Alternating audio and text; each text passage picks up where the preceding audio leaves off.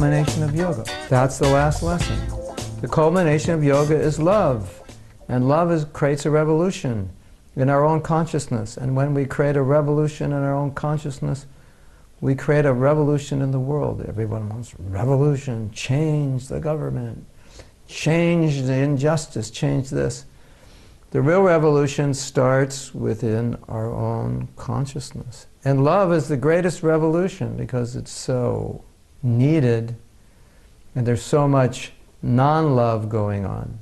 And non-love, which is a polite way of saying prejudice, hatred, and so forth. Non-love, it's not who we are. So when we talk about essentially who we are, love is our nature. It's why it's so obvious. You know, we love animals, we love children, we love our parents, we love our friends. It's just affection is natural.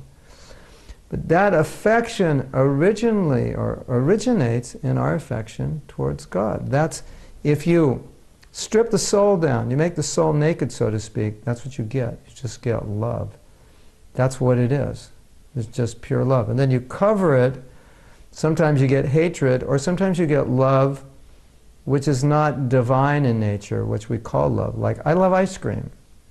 Is that love? Love means service.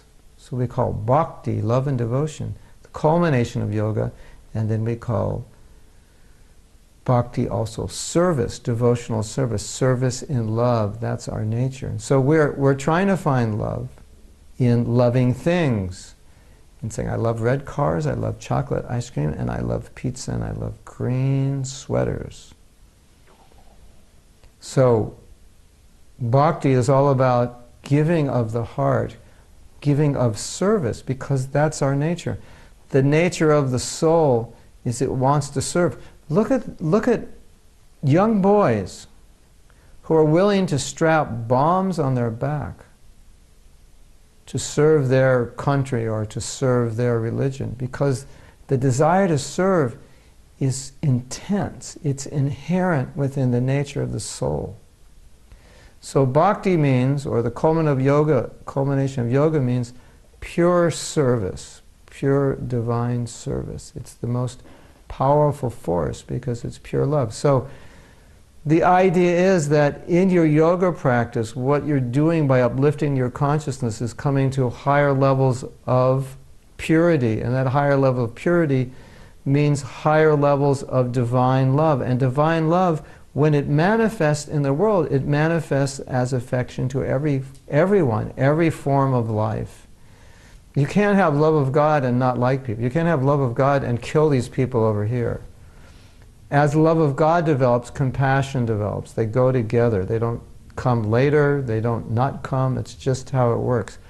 When you love God, you love everybody because everyone's part of God. So that's ultimately the culmination of yoga. Therefore, as we elevate ourselves, elevate our consciousness, we begin to bring other people up, and we begin to become more concerned about other people's spiritual upliftment, about the upliftment of the planet, where the world's going. And this is really the only way we can change ourselves and thus change the world, is by uplifting our consciousness. So Bhakti Yoga is actually a revolution in consciousness, which creates a revolution in the world. And we are the only ones who can uplift the world. We can't wait for anyone else to do it. So all these teachings that we're giving you, and the entire Yoga Wisdom course, which we hope you'll attend if it comes in your area, or when we put it online, is all a process of ultimately uplifting the world by uplifting yourself. So you become happy, the world becomes happy, you manifest love in all your relationships, in your divine relationships, in your material relationships, which will no longer be material because it will have a spiritual base.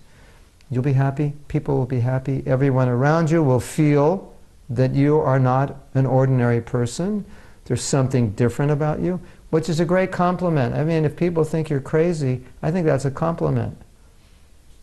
In this world today, if you're like too normal, then you're weird.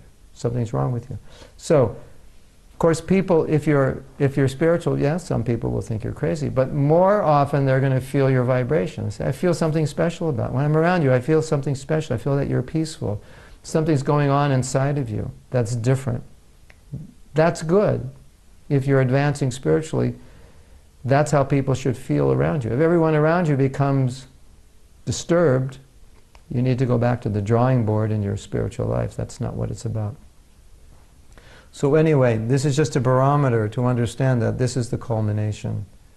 Elevation of consciousness means divine connection. Connection is made through devotional service, loving service, where you serve without motivation, freely, purely, and then that service manifests in uplifting the world because your heart is simply there for others. So thank you for listening. We have 2 bonus lessons for you because you're so fortunate and I love you so much. So stay tuned and tune in for the next lessons.